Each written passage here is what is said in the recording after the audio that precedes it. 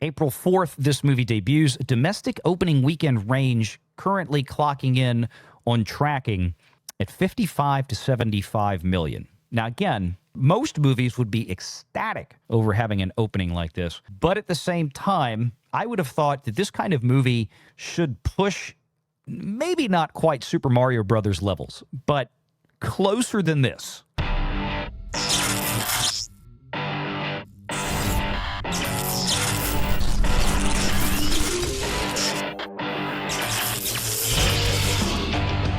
Renegade Online. This is a movie, Minecraft, that's based off of an extraordinarily popular video game franchise that's 10 plus years old now. I mean, even Ron, as long as you've been around, you probably know what Minecraft is. Especially after having Grums on my show. And, this is one of those things that probably should have been a layup, but then they cast the main character with Jack Black. Some of these toys, Amanda, you see this, you shaking your head. Yeah. So I played a bit of Minecraft, but my niece and nephew were heavily into it. So I seen a lot of it back even 10 years ago. So I think this will be very big with kids, but I'm sick to death of Jack Black. Like what? It's like they just threw him in here because why? Why is Jack Black in this movie? I think if they had made this a purely animated title and they had Jack Black as maybe just a straight voiceover for Minecraft Steve, I think it could have worked. But he's actually in the movie as old, extremely fat Jack Black, beard, mustache.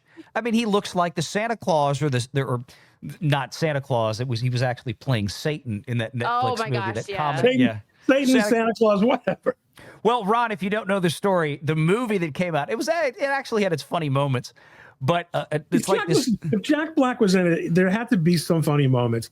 He's not exactly, a leading light of intellectual discourse, but he's a funny guy.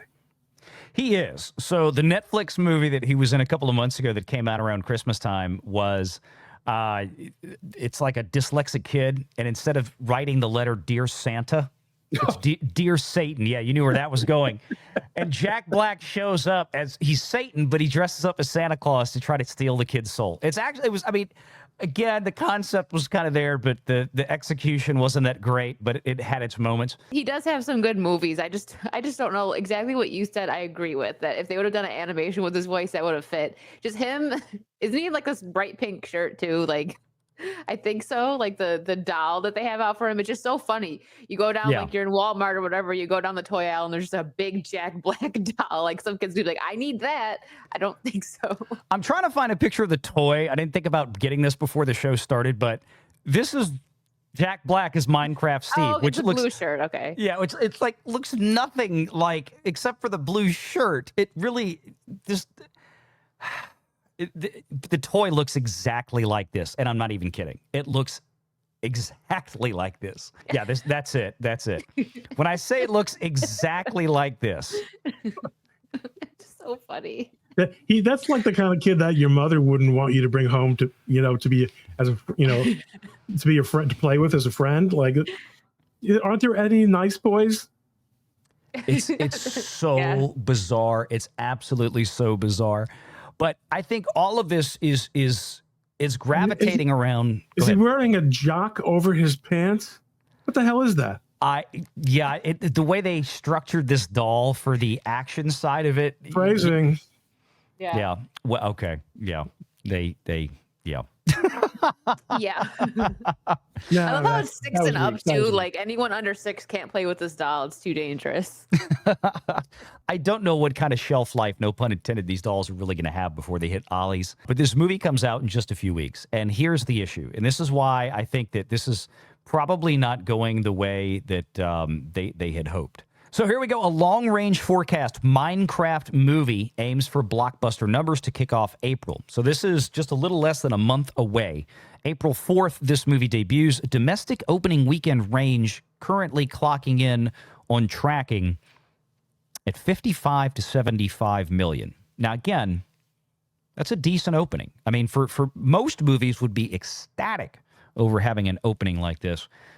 But at the same time, this is part of a really big franchise. I would have thought that this kind of movie should push maybe not quite Super Mario Brothers levels, but closer than this. So this is a little disconcerting, and I think maybe it is for the studio too. Now, of course, it all depends on how this legs out, but from Box Office Pro, the immensely popular Minecraft video game franchise finds its way to the big screen, directed by Jared Hess and starring Jack Black and Jason Momoa. The pair are strong presences in the movie's fish out of water concept. People from the normal world accidentally get sucked into the Minecraft world, have to save it from destruction.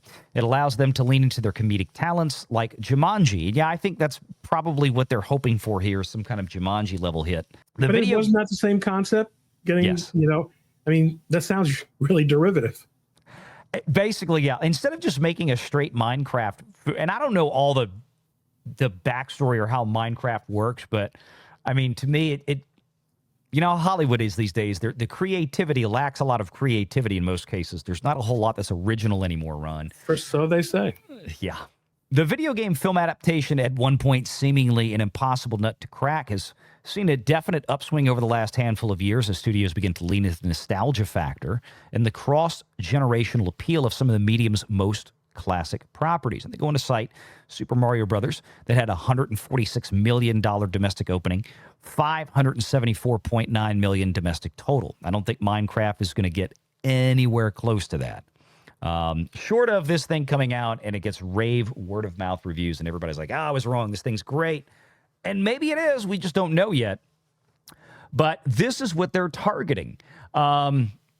But I love this. In terms of butts in seats, a Minecraft movie presents some challenges that the Super Mario Brothers, Sonic, and Pokemon movies didn't really have to deal with. As a sandbox game, Minecraft encourages its users to explore and create rather than leading them through a series of predetermined plots, meaning the screenwriters didn't have an already established story or elements that are familiar or a familiar roster of characters to pull from. Minecraft is also on the newer side compared to its other video game movie brethren. And they're right. And that's, I think that's part of the question is what is the movie about? I mean, Minecraft Steve, is he going to spend 2 hours? Are we going to watch Jack Black building a mud house for 2 hours? I mean, I know they have other elements in there, but I think this is what a lot of the curiosity is, and this might be a movie that could see a lot of walk-up traffic, but I don't know. I mean, Amanda, where do you think this is going? I think it will do well with kids, but I do agree that it's not going to do as well as Mario or Sonic because that goes back generations, right? There's Gen Xers that love those games, so they went to go see the movie. And I just don't really have confidence in Hollywood to... You would think, oh, the possibilities are endless here, right? It's a sandbox game, so they can do anything and they can make something really cool. But will they? I don't think so. I mean, I would like to be surprised and this ends up being a good movie. You know, it's probably going to be fun and silly, but I definitely think it's going to be made more for kids where some adults aren't going to find it that interesting like they did with Mario and Sonic because that was a family movie. This, I think, is going to be just for kids. I think so. And depending on how much of the Jack Black humor that they're going to let into the film, I have to go back and check and see. I don't recall what the listed production budget was for this film, but I'm sure we're looking at $100+ million here. So they're going to put a lot of marketing behind this. The good thing is, obviously, they have a piece of IP here that's fairly well known. You don't have to explain to kids or to audiences what Minecraft is. It's a known quantity. So they have to hope for that audience to just show up. But one of the things here in the list as we go through this, and they show some of here we go, top 10 highest grossing video game adaptations. And they show here back in 2023, Super Mario Brothers, $574.9 million. Sonic the Hedgehog 3, opening weekend of $60 million compared to Mario's $146, which was, again, for a movie that had the budget it did, I think about $115 million. Pretty good, pretty admirable there. And plus, it's got a good shelf life for PVOD, for Paramount. And Paramount is still looking at doing third-party licensing for streaming in the pay 2, pay 3 windows instead of, like Disney, where they just put everything on Disney Plus and that's it. It doesn't go anywhere else. They never collect another paycheck from it again. Sonic 2 at 72 million. Uncharted, the original Sonic the Hedgehog, which came out quite literally 2 weeks before COVID shut everything down. And for that movie to have had $150 million nearly in total run with basically 2 weeks to do it. That's really all it had, was about 2 weeks. That was a big movie for that, to do that in 2 weeks. And you got Pokemon Five Nights at Freddy's, which to me is apart from Super Mario Brothers, that is the gold standard, I think, for Powerhouse, because that movie didn't cost but about $22 million. I didn't know that they made more than the Sonic movies. I knew Five Nights did well. I liked the movie. But wow, I didn't realize they did more than Sonic. Interesting. And for about 1/5 to 1/6 the cost.